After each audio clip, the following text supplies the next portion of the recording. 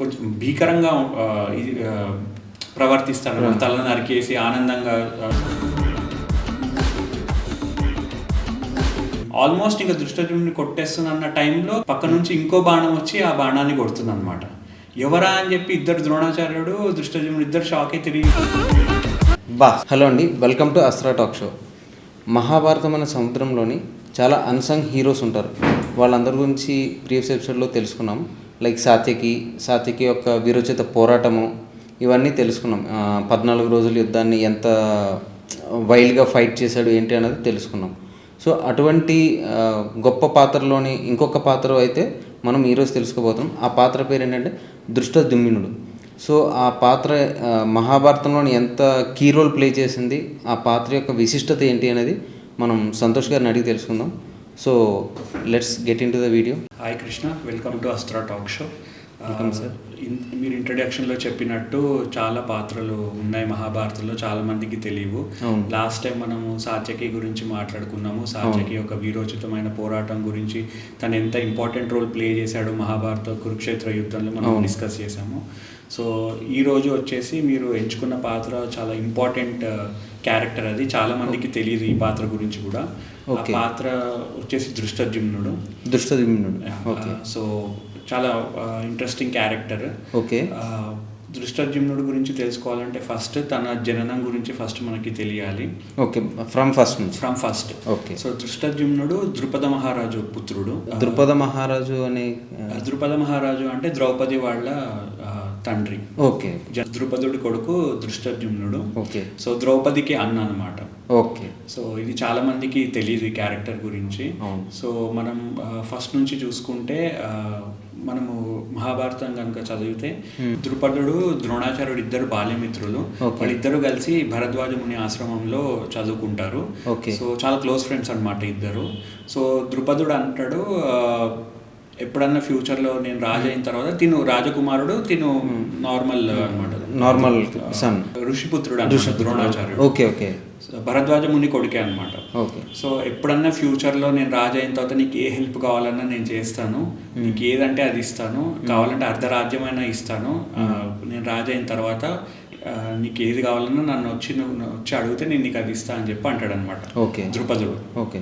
So ఇద్దరు మంచి friends అనమాట. బాల్యం గడిచిపోతుంది. తర్వాత ద్రుపదుడు మహారాజు అవుతాడు. ద్రోణాచార్యుడు చాలా చోట్ల తిరిగి విద్య నేర్చుకుంటాడు. పరశురాముడి దగ్గర విద్య నేర్చుకుంటాడు. తర్వాత ఏమవుతుందంటే ద్రోణాచార్యుడికి పుత్రుడు పుడతాడు, అశ్వత్థామ అని తెలుసు. చాలా బీదరికంలో ఉంటాడు అనమాట ద్రోణాచార్యుడు. అప్పుడు గుర్తొస్తుంది వాళ్ళ ఫ్రెండ్ ద్రుపదుడు ఇచ్చిన మాట, సహాయం చేస్తా అన్నాడు కదా, సహాయం అడుగుదామని చెప్పి ద్రుపదుడి దగ్గరికి వెళ్తాడు. చాలా ఏళ్ల తర్వాత వెళ్తాడు అనమాట. వెళ్ళి, గుర్తుందా అప్పుడు బాల్యంలో మన ఇద్దరం మంచి మిత్రులము, నువ్వు సహాయం చేస్తాను మాట ఇచ్చావు అంటే, నేను రాజుని, నువ్వు మామూలు వాడివి, నీకు నాకేంటి పోలిక అని చెప్పి అవమానిస్తాను, నేను నీకు సహాయం చేసేది ఏంటి, వెళ్ళిపోవాలి. సో ఆ మాటలు విని ద్రోణాచార్యుడు చాలా బాధపడతాడు అనమాట. అప్పుడు మాట ఇచ్చాడు, ఇప్పుడు కనీసం వెళ్తే సహాయం కూడా చేయకుండా పైగా అవమానించి పంపించాడు అని చెప్పి చాలా బాధపడతాడు అనమాట. బాధపడి ఇలా కాదని చెప్పి అప్పుడు అదే టైంలో కృపాచార్యుడు అంటే ద్రోణాచార్యుడికి బావమరిది అనమాట. ద్రోణాచార్యుడు బావమరిది. తను కౌరవులకి పాండవులకి విలువిద్య, అస్త్ర విద్య అన్ని నేర్పించమని చెప్పి గురువుగా నియమించడం అంటే భీష్ముడికి చెప్తాడు. భీష్ముడు అప్పుడు ద్రోణాచార్యుడిని నియమిస్తాడు అనమాట. పాండవులకి కౌరవులకి గురువుగా. ఓకే. దానికి ఒక స్టోరీ ఉంటుంది, ఒక బావిలో బంతి పడ్డము, అది అంతా చెప్పుకుంటూ పోతే టైం సరిపోదు మనకి. ఓకే. సో అలా ద్రోణాచార్యుడు వీళ్ళిద్దరికి గురువు అవుతాడు అనమాట. ఓకే. సో మొత్తానికి ద్రోణాచార్యుడి దగ్గర అందరూ విద్యలు నేర్చుకుంటారు. తర్వాత గురుదక్షిణ ఇచ్చే సంస్కృతి ఉంటుంది కదా మనకి. సో వాళ్ళు అడుగుతారు అనమాట, గురుదక్షిణ ఏం కావాలంటే ద్రుపదుడిని బంధించి తీసుకురమ్మంటాడు అనమాట. ద్రుపదుడు ఇక్కడ పాంచాల రాజు అనమాట, అది మనం గుర్తుపెట్టుకోవాలి.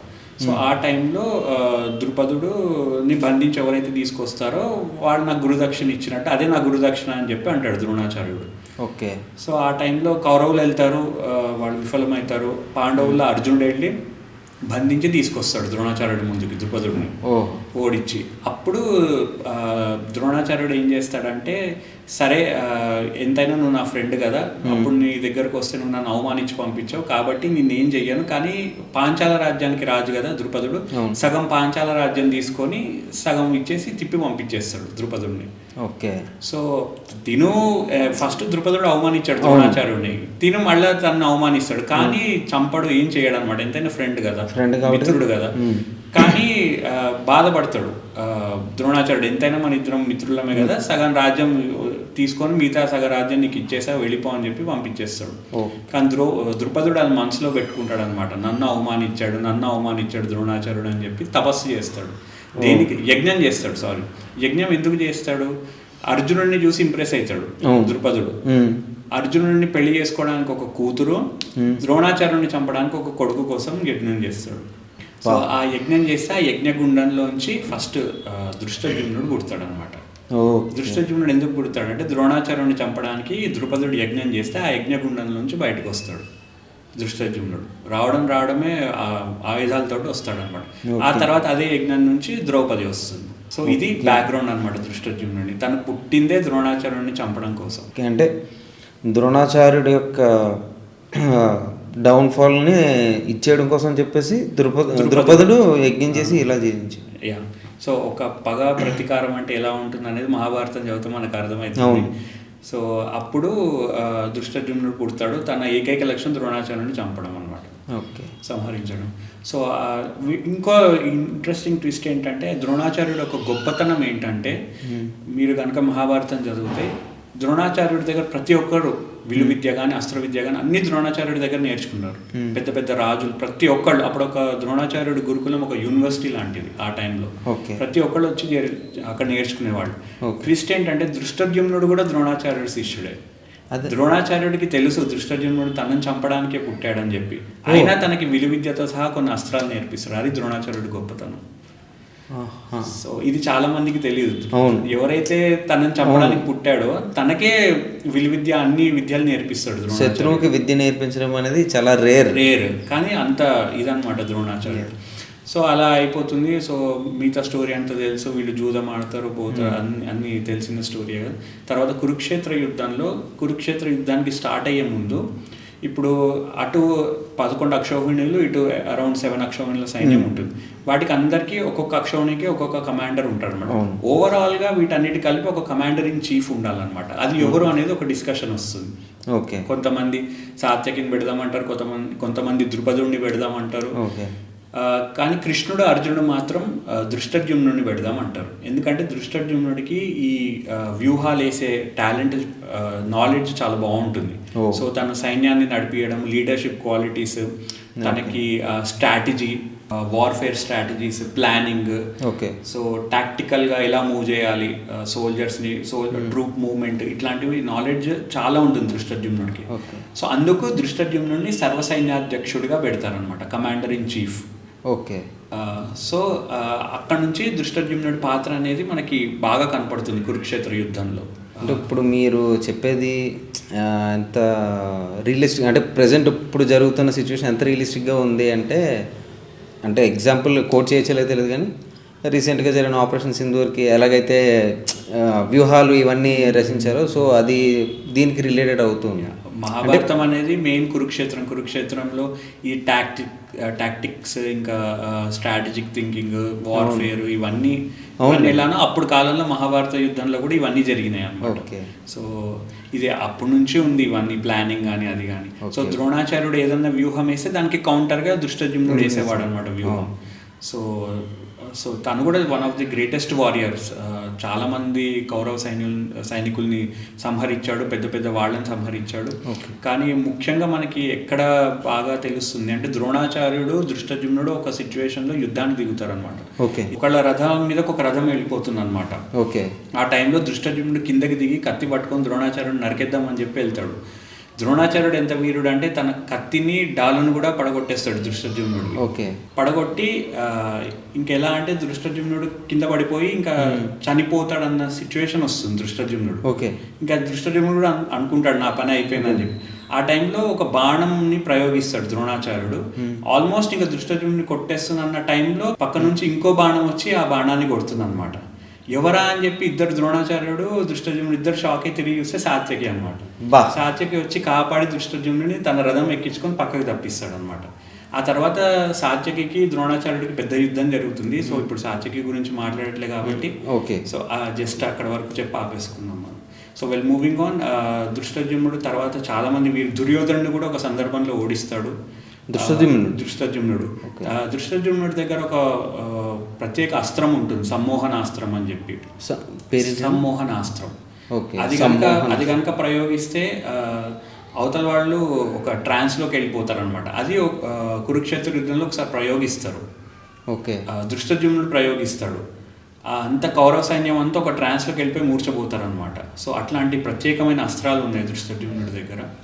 సో ఇలా చెప్పుకుంటూ పోతే చాలా మంది వీరుల్ని ఓడించాడు, చాలా భీకరంగా యుద్ధం చేస్తాడు. ముఖ్యంగా 15th డే అనేది దృష్టజుమ్నుడు క్యారెక్టర్ గురించి మాట్లాడేటప్పుడు ఈ 15th డే గురించి మాట్లాడుకోవాలి. 15th day war. ఆ రోజు ఏమవుతుందంటే మనందరికీ తెలుసు, ద్రోణాచార్యుడు అస్త్ర సన్యాసం చేస్తాడు అశ్వత్థామ హతహ అన్నప్పుడు.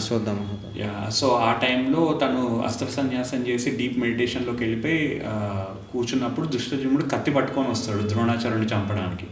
కానీ అప్పుడు దృష్టజుమ్నుడు చంపక ముందే తన సోల్ వెళ్ళిపోతుంది, ఆత్మ వెళ్ళిపోతుంది ద్రోణాచార్యుడి శరీరం నుంచి. అందరు చెప్తుంటారు చంపొద్దు చంపొద్దు చంపొద్దు అని చెప్పి. దృష్టజుమ్నుడు కత్తి తీసుకొని ద్రోణాచార్యుడి తల నరికేస్తాడు అనమాట. అందరూ దృష్టజుమ్నుడిని క్రిటిసైజ్ చేస్తారనమాట, నువ్వు శవకంఠన చేసావు, ఆల్రెడీ వెళ్ళిపోయింది తన సోల్, కానీ నువ్వు చంపావంటే అవంతా నాకు అనవసరము, నేను పుట్టిందే ద్రోణాచార్యుడిని చంపడానికి, నేను చంపేశాను అని చెప్పి కొంచెం భీకరంగా ప్రవర్తిస్తాడు. తల నరికేసి ఆనందంగా తల పట్టుకొని తిరగడం అది ఇది. ఈ విషయం అశ్వత్థామకు తెలుస్తుంది, నా తండ్రిని ఇలా చంపారు, అబద్ధం చెప్పి చంపారు. అది కాకుండా దృష్టజుమ్నుడు తల నరికేశాడు నా తండ్రిని అని చెప్పి అశ్వత్థామ చాలా కోపం ఉంటుంది అనమాట. సో అది లాస్ట్ వరకు క్యారీ అవుతుంది అశ్వత్థామకి, ఎలానో దృష్టజుమ్నుడిని చంపాలి, నా తండ్రిని చంపిన వాడిని నేను వదలొద్దు అని.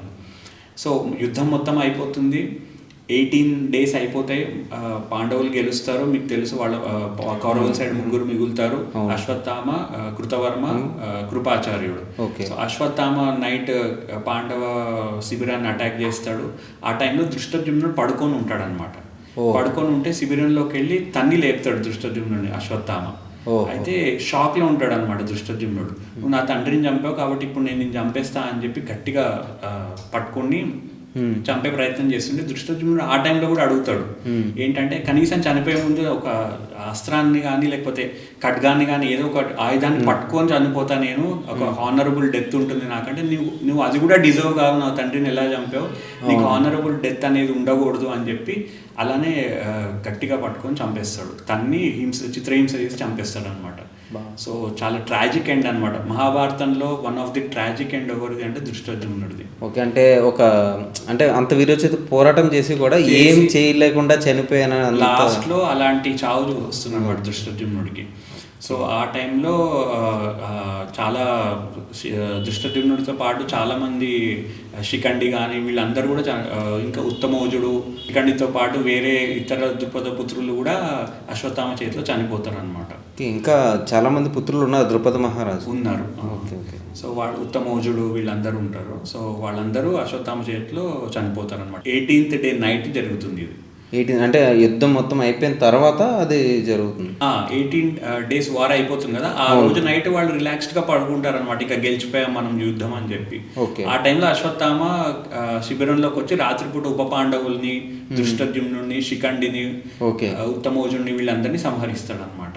సో అందరికంటే one of the tragic end ఎవరిది అంటే దృష్టజుమ్నుడిది.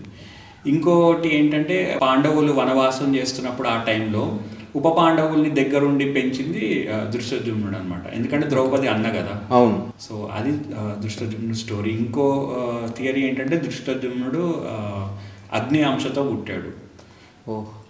అవును, అగ్నిదేవుడు అంశ అనమాట. ఫైనల్ గా తను మళ్ళీ అగ్నిలో కలిసిపోతాడు, తన ఆత్మ అనేది అగ్నిలో కలిసిపోతుంది. ఇది దృష్టజుమ్నుడి గురించి. మీరు ఇప్పుడు దృష్టజుమ్నుడి గురించి చెప్పిన తర్వాత ఏంటంటే పగ కోసం ఇది బర్త్ అనేది ఉంటుంది. అట్ ద సేమ్ టైం అన్నీ తెలిసినా సరే అంటే చాలా మందికి తెలియని విషయం ఏంటంటే ద్రోణాచార్యుడు బతుకున్నన్ని రోజులు దృష్టజుమ్నుడు బతుకుంటాడు. అవును. తన ఎప్పుడైతే వెళ్ళిపోతాడో తిను వెళ్ళిపోవాల్సిన టైం వస్తుంది. ఏ కారణం కోసం అయితే పుట్టాడో ఆ కారణం పూర్తవగానే ఇంకా తను చాలించాల్సిందే, తప్పదు.